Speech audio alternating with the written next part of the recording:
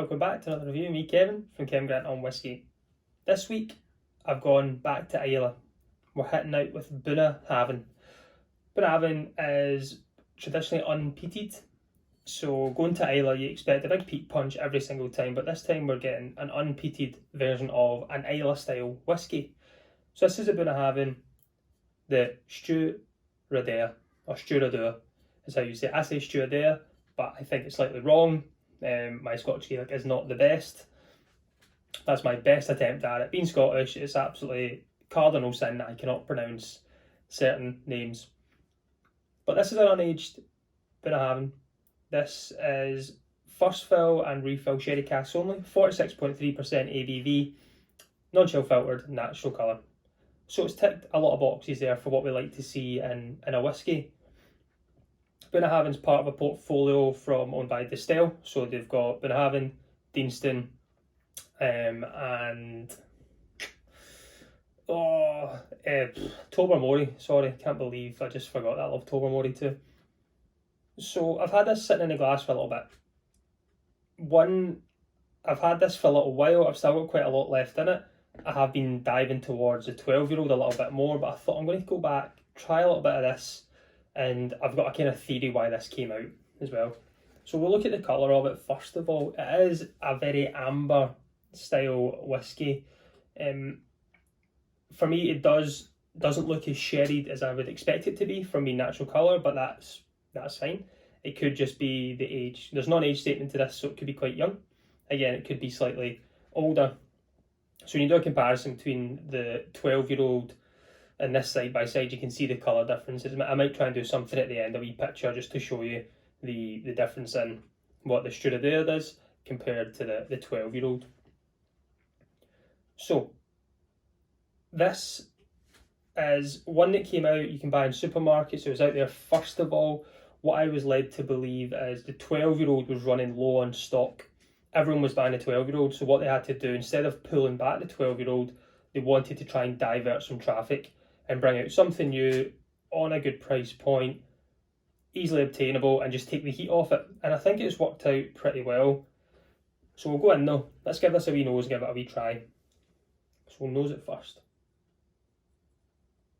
You can definitely get that sherry hit. You would know this is a sherried whisky. If you know whisky and kind of differences, a bourbon cask and sherry cask, this definitely has those hints of those red fruits, dried red fruits. It's like coastal note you get with a Bunnahabhain as well. But it's nice. It's a nice, delicate smelling whisky, if that makes sense. Your rich fruits, slightly coastal. I don't even get any peat. The 12-year-old, I get this slight little tiny hint of smoke, but I'm getting none from this. Well, let's try it on the palate. Slange you, folks.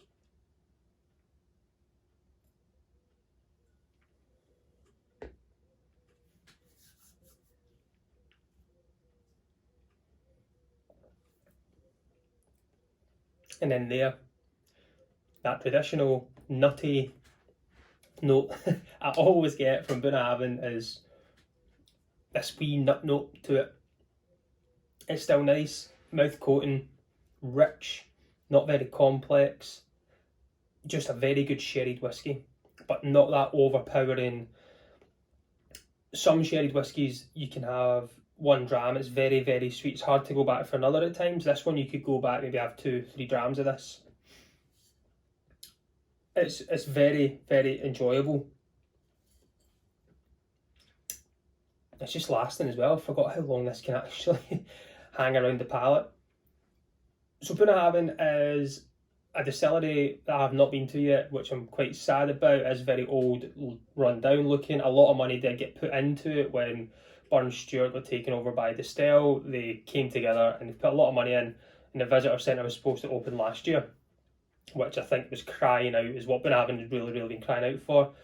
Their sales have skyrocketed in the last 10 years as well. They've really put their foot down to say, this is who we are. We might have an old looking rundown distillery, but the liquid that we are making is second to none. And I think their growth on the island is the second overall compared to Ardbeg sales. I think Ardbeg are number one for the last 10 years in growth, and then I think it was Bunnahabhain just came up just behind. So having a really good core range. They also have a very they have a heavily peated version as well. I think it's called the Moina or the Toitik or Toich Ada. Again, I can't say that one. So you can get two different styles, an unpeated or very, very lightly peated at 5 ppm, I think is what Bunnahabhain usually is, just with a standard natural peat smoke to it. And then you've got the heavily peated Moina cask stuff and the Toitik Ada, as if I'm saying that right, but you can all laugh at me, it's fine. It's fine.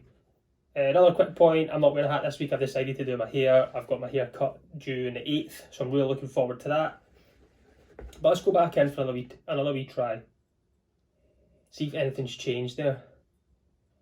I'm getting a little, it's like powdered chocolate note. The rich dried fruits are staying there. That little maritime note. No smoke whatsoever.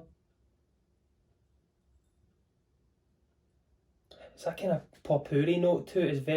It's getting a bit kind of floralness to it as well, coming through that kind of dried flower note. Like you've had flowers maybe sitting for a little bit of time, you walk into a room and you can just slightly get it.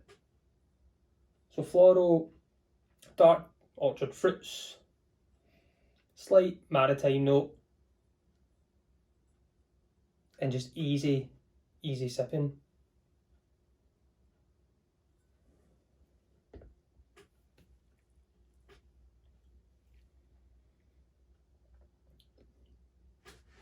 Really enjoying that. Nutty comes through. It's got a slight kind of malty biscuit note to it. Kind of an oat cake coming through as well. It's very, very nice. I love how it's non-chill filtered. I love how it's natural colour, 46.3%. The full range from Bunnahabhain, Tobermory and Deanson are all the same, 46.3% in the core range. So really love that you're getting a naturally looking product coming at you, and across their full range is the same.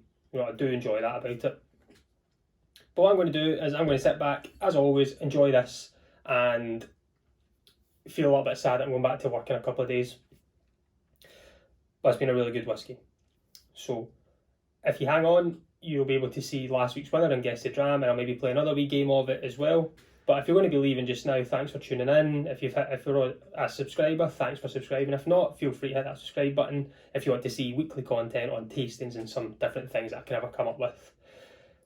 But again, thanks for tuning in. I've been Kevin from Kevin Grant on Whisky, and join me next week. Let's talk whiskey. Flange. So if you've hung on, this is your chance to win a wee whiskey in a game called Guess the Dram.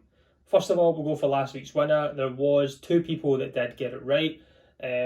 One was Mark again. I think that's your third or fourth week in a row. Brilliant job. Another one was Multi Missions. When I did a little draw earlier, I did not record it, which I thought I did, which is quite annoying. But Multi Mission, well done, you did get it right. It was the Glenallachie 15-year-old. So if you can reach out to me, I'll get your address and get it sent to you. If anyone's ever struggling with this game, just probably follow Mark's lead from now on, is the way it looks like. He seems to have the same tasting notes as me from when I describe whiskey. But what we'll do now is I'll get into the rules on what we do here. So with this whiskey in front of me, I'm going to nose it, I'm going to taste it, give you some basic hints towards what it might be, and if you can guess from my taste notes what it is, put it in the comments below, and if you get it right, you've got a chance of winning this. If someone's already taken your answer, that's absolutely fine. You can use the same answer as them, and if there's so many with the same one, I'll draw their name out the hat, and next time I will make sure the camera is recording for it. But let's get into it. Let's see if we can guess it this week, so without giving too much away. So first of all, it's nice and light in colour. There is a mixture of bourbon and sherry. I think it's 35% bourbon, 65% sherry, or 30-70, something along those lines. There's peat in there as well. It's kind of a mix of no peat and peat. Give that as a wee hint as well. A little bit ABV there as well. I think it's above 46%. It's very fresh, quite appley, toffee apple I would say. on the nose and a bit of peat.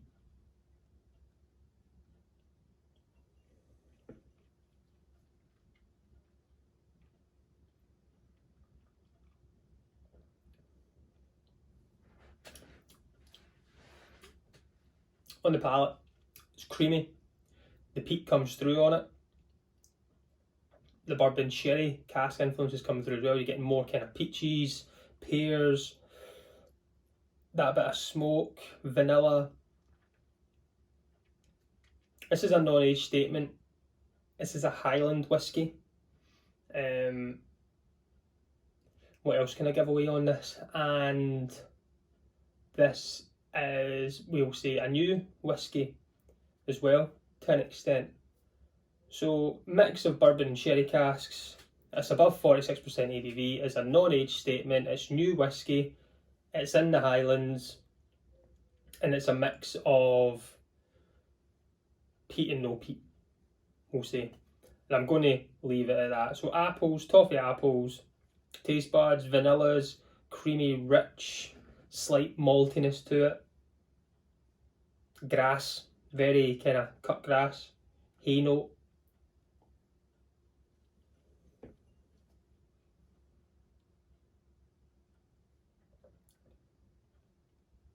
And just all round good whiskey. So you can get it from that. Leave your comment below. Please also leave a comment on what you thought of the Bunnahabhain that I've done as well. And I'll announce next week's, this week's winner, next week's video. Alright. So again, I've been Kevin from Kevin Grant on Whisky. Enjoy me next week. Let's talk whiskey.